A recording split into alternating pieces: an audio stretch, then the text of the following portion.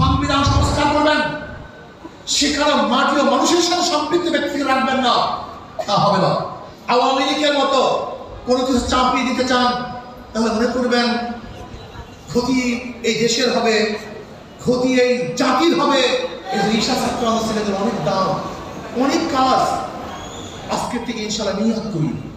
জনাব মুহাম্মদ রাসূলুল্লাহ সাল্লাল্লাহু আলাইহি ওয়াসাল্লাম অনুযায়ী সাহাবাদের অনুসারে ইনশাআল্লাহ আমরা এই দেশকে গঠন করব।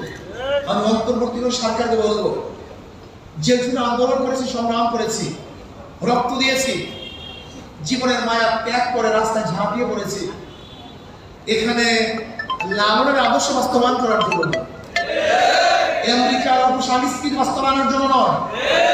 ভারতের কোনো অপসংস্কৃতি চাপিয়ে দেবেন, বাংলাদেশের মানুষ মানবে না।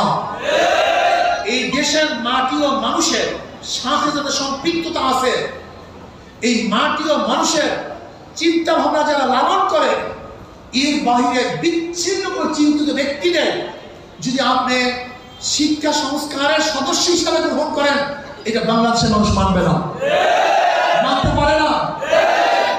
সংবিধান সংস্কার করবেন, সেখানে মাটি ও মানুষের সাথে সম্পৃক্ত ব্যক্তিকে রাখবেন না, তা হবে না। আমরা চাই প্রত্যেকটা সংস্কারে বাংলাদেশের আলেম থাকবে।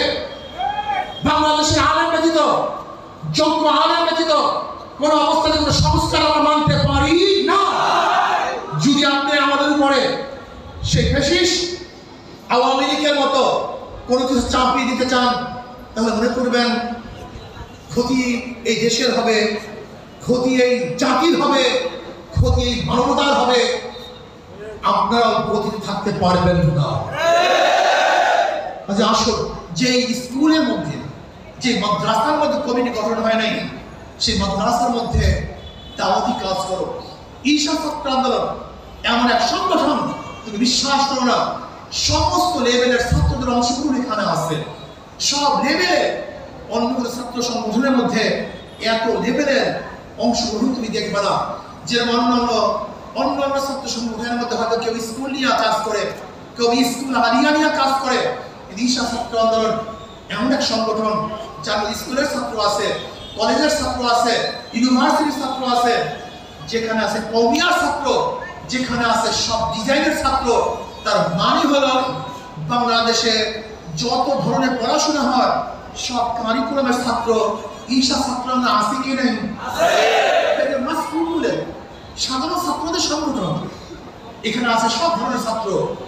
বিশ্বাস করি ইনশাআল্লাহ তোমরা যদি ঠিক মতো কাজ করতে পারো, তাহলে ঈশা ছাত্র আন্দোলন এমন মজবুত এক সংগঠন হবে, যাদের মাধ্যমে এই দেশ, এই মানুষ, এই জাতি হেফাজত হবে, প্রত্যেকের কল্যাণ হবে, সাম্য, মানবিক মর্যাদা এবং সামাজিক ন্যায় বিচার প্রতিষ্ঠা হবে।